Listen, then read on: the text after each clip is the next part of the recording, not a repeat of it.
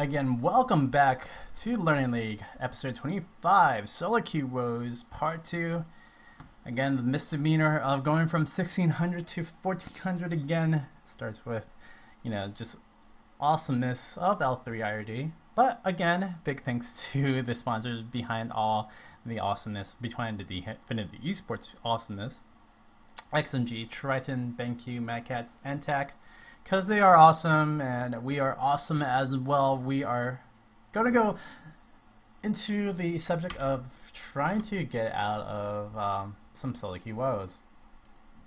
Unfortunately for not, there's just so many things that could happen in a game that, just never actually come into fruition, and it's very unfortunate per se to really think that, you're playing this really high level, like I was at about 1600, and I was thinking, well, since I'm at this high level, I should be able to just keep it going. Again, my goal 1650 was my goal for Season 2 at the start, and trying to actually win out onto that. And I, thought to myself, I'm at 1625, all I need is about 25 more points, so that means about 2 to 3 games, because I'm raising my elo between 10 to 13 elo. And I'm thinking, well, I could be able to do this, and then I start, going down a little bit. I was like, okay, I'm back at 1600, fluctuated between 1600 and stuff like that. This is one of those games where I actually fluctuated from 1600 to about 1607, say. And I was like, okay, well, maybe I should be able to win out a few and such, and just keep it kind of reasonable. Again, just recapping a bit of episode 1 so that people that are in episode 2, or sorry, recapping part 1 so that people who are in part 2 can, re-listen and say, oh, okay, so now I know what you're talking about. So, I'm thinking to myself, I'm at this point, this is actually the 1500 game, but I'm at this point where I'm 1400 and where I'm like, I'm going to try out new things, and if they don't work, then whatever. If they do work, then cool. And really try to just go off of that. Most people, when they are in a slump, and we're at the point of how do you stop a slump, most people who are actually in a slump just keep on playing their mainstay champions. If you're down 2 games for a solo queue kind of day, you play, like, for say my captain in my team for Moonball X, he plays Rumble, and he plays Rumble a lot, and plays Rumble pretty well, and that's like a solo queue kind of pump stumper. And you see those players just play like pump stump champions. My champion actually is probably 1 and 2 most banned champions in the world right now, Shen and Malphite. And those two are my like pump stomp kind of champions that I use to kind of raise my elo when they weren't really being played. Shen a little bit before Season 1 actually started. Malphite right before X Hazard kind of made Malphite really popular, and then everybody started playing Malphite. But yeah, those two like really control the game, because my gameplay, my style, is more about controlling that mid-game pressure to a late game, so that you can't really make any more mistakes right now onto that late game awesomeness. So that's why I like global presence, so that's why I like control, that's why I like people like Lulu per se as well, who gives you that early game pressure with that extra poke, and gives you that global presence as well with the wall growth, the ultimate as well. And I'm thinking to myself, or not thinking to myself, I'm thinking this is kind of the best way to really think about how you want to play, how you want to kind of win. Although there will be champions, there will be people that say, you must pick this champion because he's OP, or you must pick this champion because, it's going to be 100% win no matter what. Per se, AoE ults, it's not even months, like Ezreal, like Riven at a time before, like all that kind of stuff. That's kind of the reasoning per se. For other people saying in solo queue, like, you must play this to get out of the champions, or you must play this to get out of just elo queue help.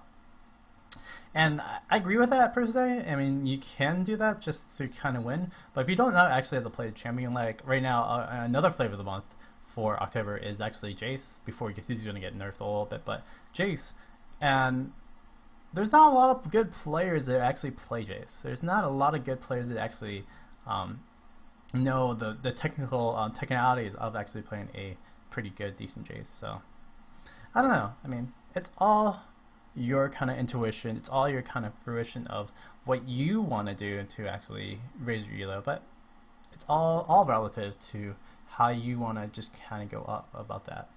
But the number one big thing is you can't really think of playing the game as raising your elo. You must think the game as you're actually playing it to better yourself, per se, as kind of the right goal. It's kind of the professional way of looking at it as well. If you look at it that way, then you'll actually just play it a lot better. And then if you look at it that way as well, you'll actually win more games because you'll be a little bit more confident on the gameplay. You'll be a lot more confident in your foundation base of well, I might lose this one per se. We might be able to climb back off of it, play it out a little bit, and then see where we can go. In the meantime, we're in the hence where I am in the slump. I'm at this point where, like, if we don't have anything in lane praise and the presence is so bad, I'm like, oh, well, I guess this game's over, blah, blah, blah, blah, blah. Just gonna move on to the next one. And it's kind of a bad way to think about it, and that's how my thought process will be for now.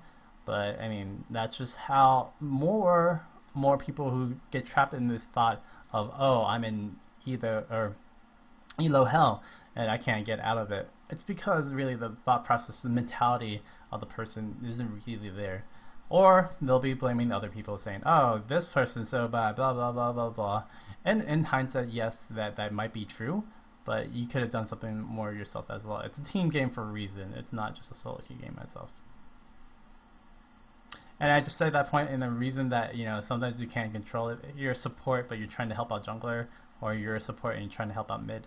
Don't know if that's going to really help out, but, 9 times out of 10, the 10th time being a little bit of, just luck in general.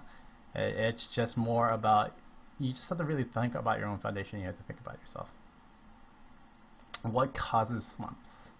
That kind of really just goes on the basis of your mindset. You want to win more. You want to win to this point, and you know that you can win. I mean, those kind of instances of learning, or not in learning, those kind of instances of actually thinking that you're this, but you're not really there yet, really will set you back and will cause you to slump. I think about 2-3 months ago, I was at a slump for 1400 actually, to go up to about 1600s, and my thought process wasn't really too clear onto how to play the game, and you would see me lose lane pretty hard when I was bottom, or I would lose lane if I was top as well, just because I didn't really have that confidence in play, like, oh, a trade went really bad, now I have to play really passive. And in a way, that's going to be the thing that kind of defines that you're in a slump. Like, really, you're not playing the way you would be normally playing. If you're playing out of your own playstyle, you're not going to be playing it super well. So when you're out of that playstyle and you're actually thinking, oh, well, that's just how we are in right now, or that's how it is right now, and I could still play my own kind of aggressiveness if I wanted to. And then that really would change the game. But unfortunately it's not the mindset I'm at right now. That's why you do see me playing Lulu mid with exhaust and flash. But during a slump, you can, or what causes a slump, you can also just be playing something that you're unfamiliar with. Again, mid Lulu, definitely not the thing that I usually play. My top roles I usually play is AD carry, top, and then support. Support being my main role right now, but in general, that's just like your usual thing. And in ranked, or in supposedly starting up solo queue, you should be able to play every role, which I can. I can play mid, I can play jungle a little bit as well, but in general, you have your mainstay roles, and that's why you do see over in the champs like AFK or mid, or AFK or ADC or something like that. That's just because just people play one kind of similar thing, and don't really expand their knowledge onto the game. I think KX said it best during season 1 when he was doing all his champion overview and stuff. When he started playing ranked, he actually played like every role. He didn't only play ADC. And then once I think he picked up Vladimir or something. He was one of those people who carried Vladimir. He just said, oh, well, I got to blah blah blah. Oh, I got rank 1, yay, and kind of carried from there. It's a thing. when you say, oh, you must have this one champion, or you must have this one role or one champion per se. I mean, flavors must happen too. You must have this one thing to really hone down on to win every game. And yeah, that's a decent thing. That's a decent thing to think about, but it's not really the right kind of mentality as well. So again, playing some different roles will kind of hurt you in a way, because if you're not used to it, you'll usually see a very, very big decline of your gameplay or game style as well. So that could cause a slump as well if you're not getting your role. But overall, it's just a mentality, mindset, and such like that. What are your feelings during a slump? I can just speak too well about this because, you know, I'm in a big slump right now, and it's really tough per se. But you know, for me, when I was maybe at the 1200 mark and then I dropped to the 1K, my feelings during then were like, oh my god, I hate this game, and install, blah blah blah blah blah. And like I felt like I couldn't actually carry myself during this whole time and stuff like that. But you know, my friends kept me in there saying, you know, you can just keep on playing, just, you'll get there once in a while. You'll feel like you can't get out of it and such like that. And you know what, it was kind of in that motion for sure. But after all, you know, after a little bit of just playing some normal games, they're getting a Smurf up to level 30, just playing only at 80 carry the whole time. It kind of helped me out just to rethink about this game and actually play it out.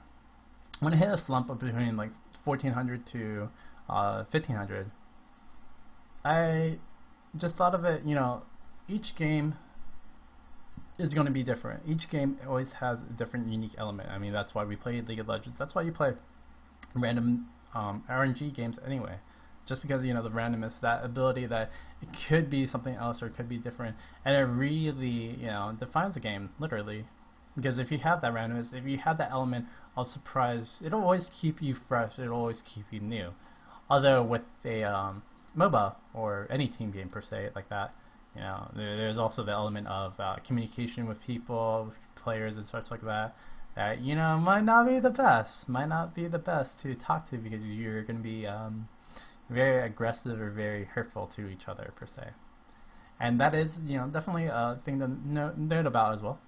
But overall, like, that's just what you're going to be thinking about for your slump or your feelings. Like, you know, you just have to kind of just run it through and just like, oh, well, I'm going to have to think about this game, think about it as a new game, and just kind of work it from there. If I can't, then I'm just going to have to keep it playing and keep on going. In a way, it's not the best way to think about it, the game, because literally you could just be having a really big mistiming on your fundamentals of player or something like that, and then you would need to work on that in another thing, or in another game, or in another account per se, if you want to even look at it that way. But overall, it's just, you know, just your thought process, and that's kind of the number one thing I wanted to hone in on to this kind of play.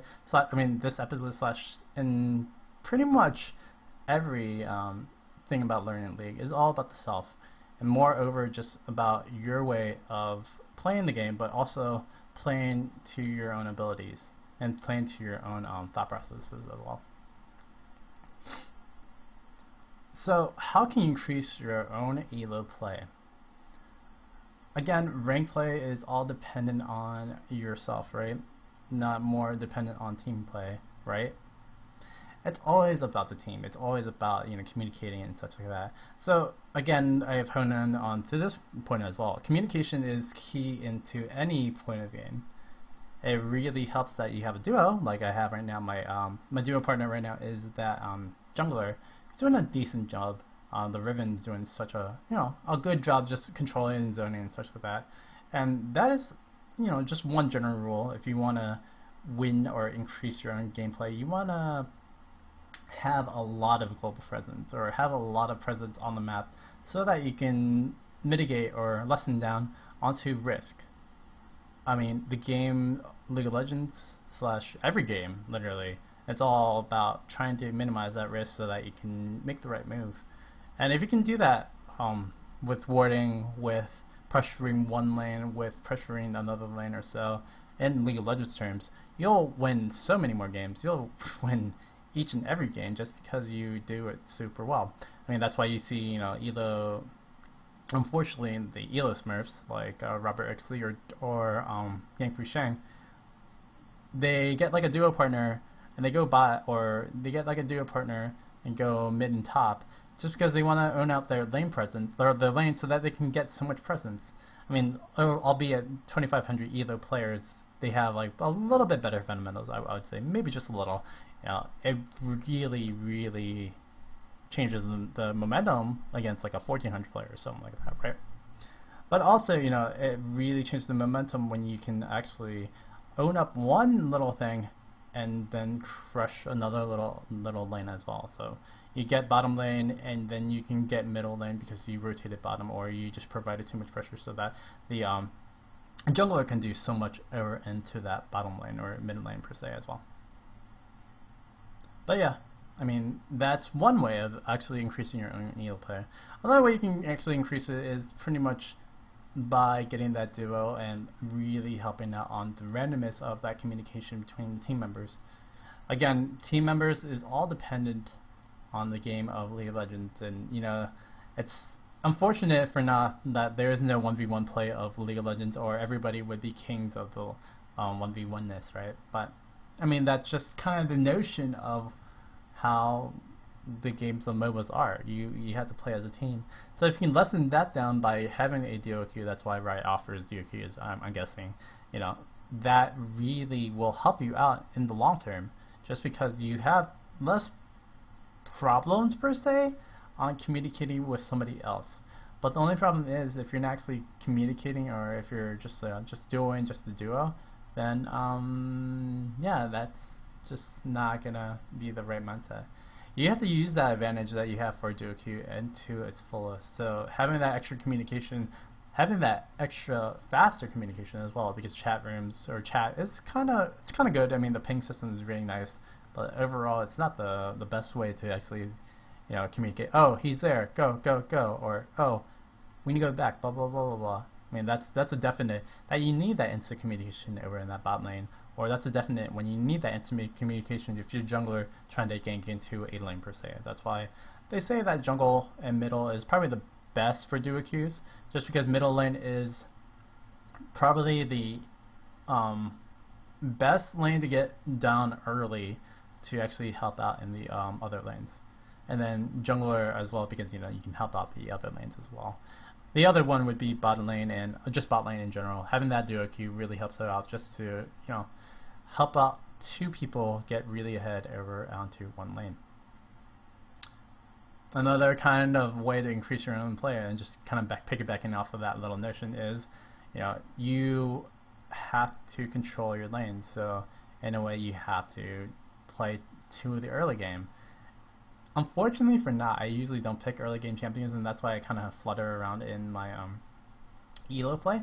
But in general, having that early game aggression, or having that early game dominance, like Jax was having early game dominance throughout the game, and he's been roaming out, has really just tremendously changed the game badly to our the red side, and that's really just a little bit of help from the jungler and a little bit of help from his own skill play to actually play that out early. Again, Jax is not a really good early game champion, and he had a pretty decent matchup over that top lane. I mean, Lee Sin's a pretty good early game champion to that mid game. So that's just a notion on the player to actually play out that well, but it's also the notion of a team to see that one person's ahead. Let's get him more ahead so that he can get us all more ahead as well. It just helps that Jax is a late game carry as well, so that just really seals the deal that oh, they are on the back burner and they can't really do too much. So knowing yourself, your play, and getting that early game done, but knowing the team comp is kind of the last little notion that I'll point out today. Knowing where you have to go to save, or where you have to go to focus, really will help you out into the big middle to late game engagements. And that's just another big point. Right now we're in that mid game to late game phase, right? I'm trying to focus on to saving Ezreal or saving Jax, because those are the two kind of main dealers that deal damage. So in general, I wanted to I want to really, hone up my own kind of CS just so I can do a little bit of damage. That's why I play mid lose, so I want to get a little bit of damage. So I got DFG, I'm getting Abyssal Scepter right now, and just helping out in that way. Lizek, my duo partner, I think in this process, which is kind of just in this kind of killing mode because he's pretty good, 214. Not really too fed, but he's fed enough that he can actually just go ahead and engage and kind of kill things. But in general, me and my mindset right now as the Lulu player, I want to go shield whatever I can and then catch whatever I can off of that as well. Oh, there is so much damage coming right there. So much damage. So much baiting too. But overall, just having that focus will help you out, just secure more games right over here, like so. Also, outplaying people is a pretty good thing. That's also a decent amount of goodness right there. But overall, I feel like this slump will end me till about 1450 maybe. I'm at like 1476 right now in my only other play. 1450, and then going from there, downhill a little bit from there, and I'll probably go back to probably a 1550 or 1590. That's where I'm guessing that I'll end up before season ends right over here. Again, guys, November 6th is your season ending, season 2, so get that to that, and hopefully you guys baked off on the double IP weekend. That was really cool. I rose my US account to about level 14 and got a few more characters as well. And then, just keep playing the game of League of Legends because, it is one of the biggest MOBA games in the world. It is one of the biggest esports game, or it is the biggest right now esports game in the world. And so, you want to keep on playing this game, whether it is really hard to kind of look into it or not. And right now, for me and my mindset, I really love this game just because there's a lot of just generalness between casual and competitiveness that really brings this game out. The casualness of the communication between people, not in game but on the outside of the game, the communities that really are well thought out or well driven out, like low elo streams. What else is there? CSD with the community dress, and like Pentacast production with the River's community nights and such like that. Like the community portion of the game is just so fun and so awesome to actually be a part of, and that's just one of my draws into it.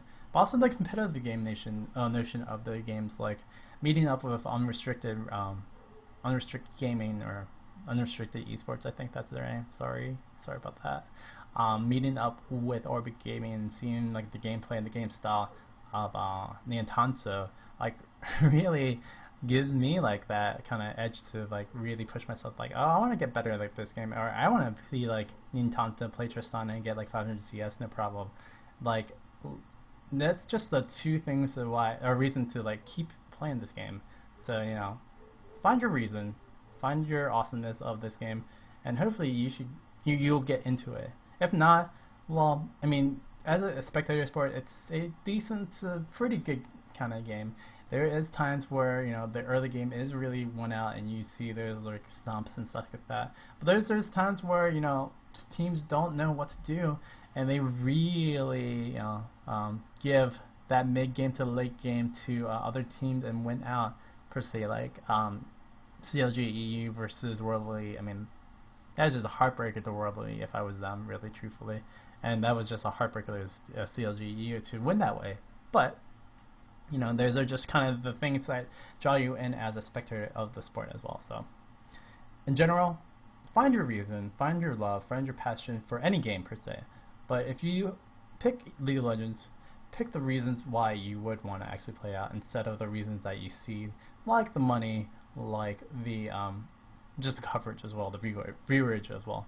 If you find a reason why to love the game, you'll find a reason to actually just appreciate the game even more.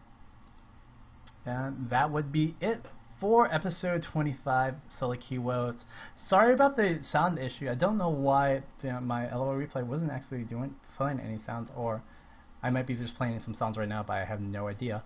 But again, guys, thank you to the awesome people of Definitive Esports, the hosts of the stream / the hosts of the show.